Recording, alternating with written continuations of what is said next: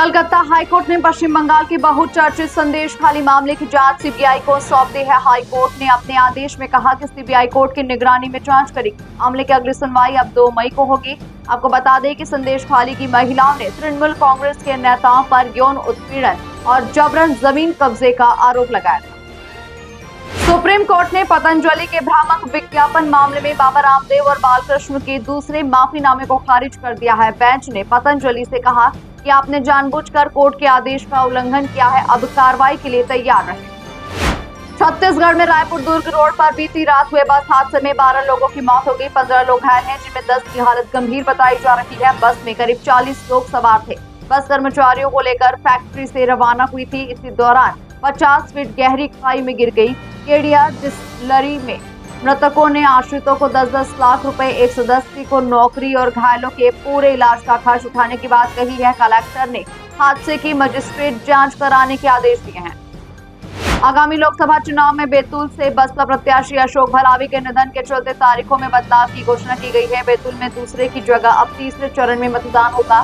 कई नई तारीखों के हिसाब से 26 अप्रैल की जगह 7 मई को वोटिंग, 19 अप्रैल तक नॉमिनेशन, 30 को स्क्रूटनी और 22 अप्रैल को नाम वापसी की जाएगी।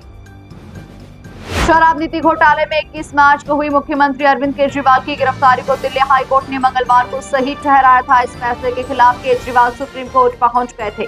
मामले में सीजेआई डीवाई चंद्रचूड़ ने ईमेल को कहा था। प्रधानमंत्री नरेंद्र मोदी तमिलनाडु के कोयम्बटूर पहुंचे। यहां उन्होंने मेट्टुपालयम की जनसभा में कहा कि डीएम के अहंकार में डूबी हुई पार्टी है। तमिलनाडु के लोग इस अहंकार को काफी पसंद नहीं करेंगे। साथ ही पीएम ने डीएमके पर राम मंदिर निर्माण के विरोध का आरोप भी लगाया। महाकाल मंदिर में होली के दिन भस्म आरती के दौरान गर्भगृह में लगी आग से झुलसे सेवक सत्यनारायण सोनी की मौत हो गई है। उन्होंने मुंबई के अस्पताल में अंतिम सांसें ली। वे हादसे में गंभीर रूप से झुलस गए थे। पहले उन्हें इंदौर के अरबिंदो अस्पताल में भर्ती कराया गया था, लेकिन हालत बिगड़ने पर उन्हें 8 अप्रैल को मुंबई के नेशनल बर्न यूनिट में भर्ती कराया गया था। सुप्रीम कोर्ट में सुनवाई के दौरान चीफ जस्टिस डीवाई चंद्रचूड़ ने जूनियर वकीलों के बैठने का मुद्दा उठाया। उन्होंने सॉलिसिटर जनरल तुषार मेहता से कहा कि हमारे सभी जूनियर्स रोजाना यहाँ हाथों में लैपटॉप पकड़े खड़े रहते हैं। इसके बाद चीफ जस्टिस ने कोर्ट मास्टर से कहा कि वे जूनियर वकीलों के लिए स्टूल की व्यवस्था करें।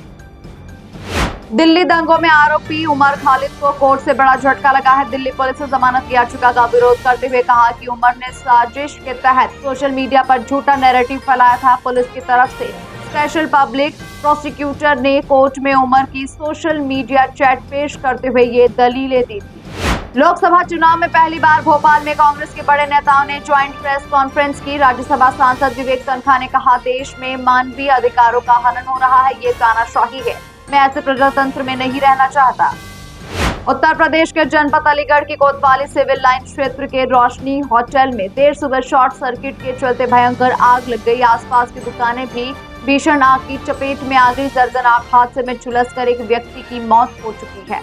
मौके पर पहुंची फायर ब्रिगेड की टीम को काफी मशक्कत के बाद आग पर काबू पाने में सफलता मिली।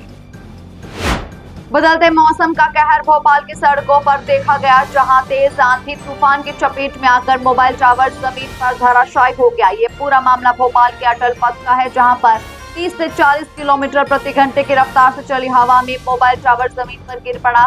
बड़ा हादसा टला है, लेकिन यातायात बुरी तरह से बाधित है।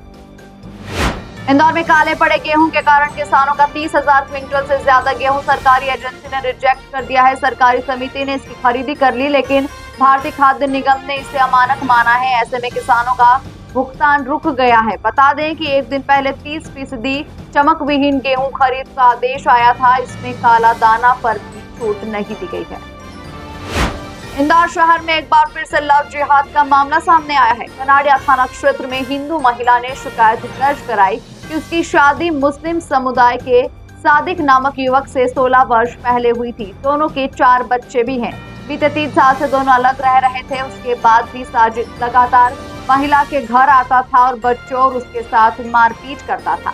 उससे पैसे ले जाने के साथ ही महिला का धार्मिक परिवर्तन करने का भी दबाव बना रहा था। परेशान होकर महिला ने थाने में शिकायत दर्ज कराई और पुलिस ने आरोपी सादिक को गिरफ्तार कर जेल भेज दिया है।